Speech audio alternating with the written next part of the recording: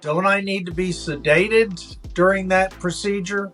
And I just basically tell them that an implant process is not unlike anything else we do. In fact, in some cases, it's even quicker. One of the questions I get is, do implants ever fail? But I will say the stability and the success of implants is quite high compared to losing a lot of them. But if you were to lose an implant, typically we just let things heal and start over again, move over just a couple millimeters each way, and it works fine. So that's one of the unfortunate things, but it doesn't happen very often. We're in the high 90 percentile of how successful implants can be. I like implants because that provides a dependent site that you can build a tooth on, and you don't depend on the other teeth around that empty space. Well, I think first of all, if we talk about if a patient needs an implant, I think it's always best to plan an implant, because an emergency placement of an implant is still going to require time. I don't really see a whole lot of situations where an emergency situation has occurred with an implant. For the most part, if an implant fails, it's going to be uncomfortable to the patient, but it's not going to be anything wild and crazy painful. It's just they're going to know that it's wiggling and wobbling and it's loose. That's usually pretty easy to fix because we just remove that and let things heal. But as far as emergency infections, swollen faces, or anything, we really don't see a lot of that with implants. So what we do with an implant is we thoroughly examine your mouth, determine the quality of bone you have in your mouth, the width of the bone you have in that space, and also by taking a panoramic X-ray, we determine whether there's an area that we can put the implant in.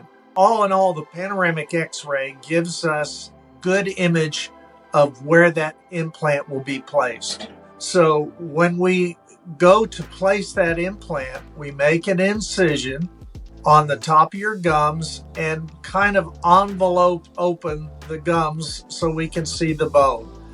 We find the placement of where we want to do the implant, go through a series of drills that open up the space for the implant to go. Then we drop the implant in, tighten it up, and close up the gum tissue.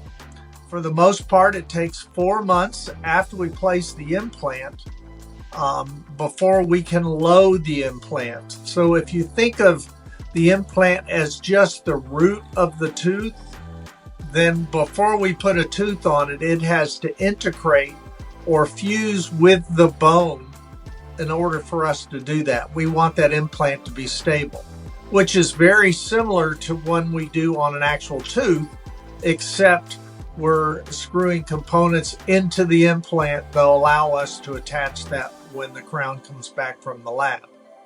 So when we talk about the patient an implant, there's always concern of pain.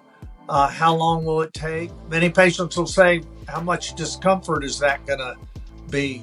And I compare it to the time when they had their extraction.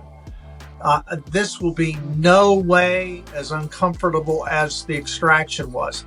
In many cases, because we are actually going in and filling in a hole that we make, there is minimal pain. So a lot of times the pain that a patient feels is an irritation around the gums where we did the incision. So at this point, I typically will do a round of antibiotics when I place the implant and give the patient either ibuprofen prescription or recommend that they take Tylenol for discomfort. And usually that's all that it takes.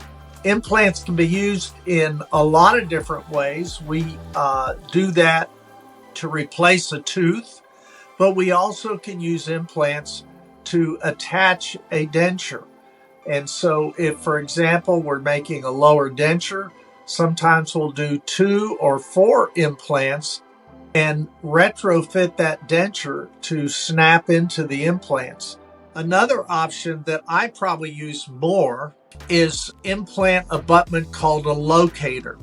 And a locator is something that has an end on the implant, but also a receptacle up in the denture that sort of snaps into the implant. And that works out really well for the patient because they can still feel comfortable by taking out the denture, cleaning and everything, but then putting it in. The little receptacles have a grommet in them. We sometimes have to replace those to allow them to continue to be tight. But those are great options for patients with dentures, because what we always hear is a lower denture, I just can't keep it in. And I tell my patients that the only thing that holds in a lower denture is gravity. So you're going to have a flopping around lower denture. Implants with locators or fixed to the denture create a situation where that denture doesn't flop around.